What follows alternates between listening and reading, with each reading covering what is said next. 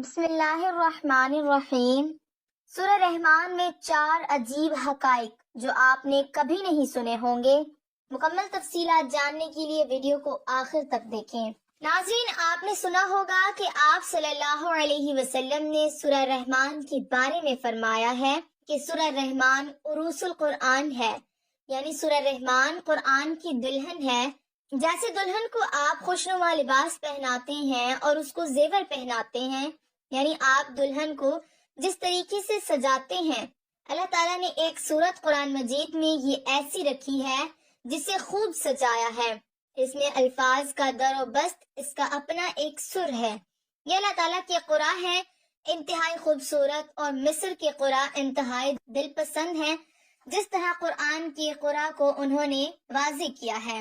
واقعہ یہ ہے کہ اگر یہ لوگ نہ ہوتے، شیخ عبد الباسط، محمد عبد الصمد، شیخ محمود خلیل الخسری، یہ لوگ کہ جنہوں نے قرآن کی اس غنا یعنی میوزک، اس لفظ کو آپ صلی اللہ علیہ وسلم نے استعمال کیا ہے، یعنی قرآن پاک کو اچھی سے اچھی سر کے ساتھ پڑھو، جو قرآن کو بہتر سے بہتر انداز میں، اچھی سے اچھی آواز میں خوش الحانی کے ساتھ پڑھنے کی کوشش نہیں کرتا، وہ ہم میں سے نہیں۔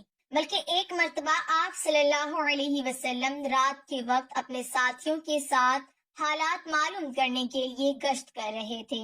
حضرت ابو موسیٰ اشعری رضی اللہ تعالی عنہ کے گھر کے پاس سے گزر ہوا۔ وہ رات کو تہجد پڑھ رہے تھے، کھڑے ہوئے کیف کے عالم میں قرآن پاک کی تلاوت کر رہے ہیں۔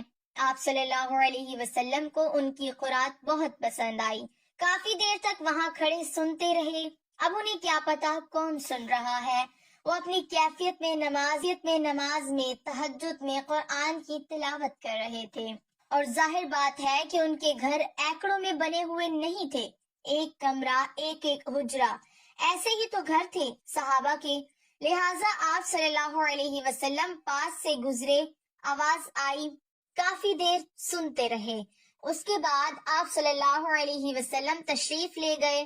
صبح فجر میں ملاقات ہوئی تو آپ صلی اللہ علیہ وسلم نے تحسین کے انداز میں فرمایا، اے ابو موسیٰ، تمہیں تو آل داؤد کے سازوں میں سے ایک ساز اللہ نے عطا فرما دیا ہے۔ جس طرح حضرت داؤد لحد داؤدی مشہور ہے کہ جب وہ پچھلے پہر رات کو حمد کے ترانے الاپتے تھے، قرآن میں ہے کہ پرندے شامل ہو جاتے تھے ساتھ، اور پہاڑ وجد میں آتے تھے، پہاڑ بھی ان کے ساتھ شریک ہوتے تھے۔ تو جس طرح کا اللہ نے ان کو لحد عطا، آپ صلی اللہ علیہ وسلم نے تحسین کے انداز میں فرمایا، اے ابو موسیٰ اشعری، اللہ نے تمہیں بھی آل داؤد کے سازوں میں سے ایک ساز عطا فرمایا ہے۔ آپ صلی اللہ علیہ وسلم فرماتے ہیں کہ جس طرح کان لگا کر اللہ قرآن کو سنتا ہے، کسی چیز کو نہیں سنتا، ہمیں نظر نہیں آتا، ہمیں معلوم نہیں ہے ہم قرآن کو پڑھ رہے ہیں تو سننے والا کون ہے، سب سے زیادہ کان لگا کر خود اللہ سنتا ہے۔ بہرحال قرآن مجید کا جو یہ ساز ہے، قرآن کے الفاظ کا جو حسن ہے، جہاں تک حسن معنوی ہے وہ تو ہر لفظ میں ہے، لیکن یہ حسن ظاہری، حسن لفظی، یہ سورہ رحمان میں اپنے کلائمیکس پر آپ کو نظر آئے گا۔ لیکن قرآن میں یہ سورت اس اعتبار سے بھی ممتاز ہے، اس کی 4 آیات پر ذرا توجہ کریں گے، عجیب حقائق سامنے آئیں گے، جہاں یہ قرآن مجید کے حسن صوت اور حسن لفظی کی معراج ہے، وہیں اس کی پہلی 4 آیات میں 4 چوٹی کی چیزوں کا ذکر ہے، سب سے اونچی چیز ہے۔ پہلی آیت ہے رحمان کیا ہے؟ اللہ کا نام ہے۔ کبھی آپ نے غور کیا اللہ کے ناموں میں سب سے پیارا نام کون سا ہوگا؟ رحمان۔ کیوں؟ اس کا معنی کیا ہے؟ رحمت۔ ہمیں سب سے بڑھ کر جس چیز کی ضرورت ہے وہ ہے رحمت خداوندی۔ آپ صلی اللہ علیہ وسلم فرماتے ہیں، کوئی شخص جنت میں مجرد اپنے اعمال کی بنیاد پر داخل نہیں ہو سکے گا جب تک کہ رحمت خداوندی دستگیری نہ کرے۔ جب آپ صلی اللہ علیہ وسلم نے فرمایا کوئی شخص جنت میں داخل نہیں ہو سکتا، تو صحابی نے بڑی ہمت اور جرأت کا ثبوت دیا کہ آپ صلی اللہ علیہ وسلم سے اس نے پوچھ لیا، کیا حضور آپ بھی؟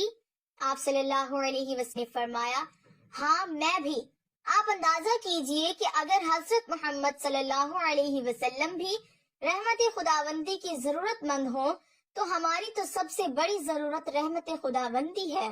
اب یہ رحمت قرآن مجید میں اللہ تعالیٰ کی شان دو الفاظ کے ذریعے سے آتی ہے، رحیم اور رحمان، اور کوئی مادہ نہیں ہے جس سے اللہ کے دو نام بنتے ہوں، لیکن یہ مادہ ہے واحد رحمت کا کہ جس سے رحمان بھی ہے رحیم بھی ہے۔ رحیم صرف مشبہ ہے، رحمت دائم ہو جائے گی، مستقل ہوگی تو رحیم کہیں گے، اور رحمان میں وہ شان ہے کہ جیسے ٹھاٹھے مارتا ہوا سمندر ہو، ہیجان کی کیفیت، طوفانی کیفیت، رحمت خداوندی کا طوفانی جوش، وہ ہے رحمان۔ تو یہ اللہ تعالیٰ کے ناموں میں سے سب سے پیارا نام ہے۔ اب آگے چلیے اگلی آیت پر۔ رحمان نے قرآن سکھایا، رحمت خداوندی کا، رحمان کی رحمانیت کا سب سے بڑا مذہب قرآن ہے۔ ان میں جو منطقی ربط ہے اس کو سمجھتے جائیے۔ آپ یہ سوچئے، جو علم بھی انسان کو حاصل ہوا وہ کس نے دیا؟ اللہ نے۔ سائنس کا علم بھی اللہ نے دیا۔ وہ علم اعظم جو حضرت آدم علیہ السلام کو دے دیا گیا تھا، اصل میں یہ اسی کا ظہور ہے جو ہو رہی ہے اور ہوتی رہے گی۔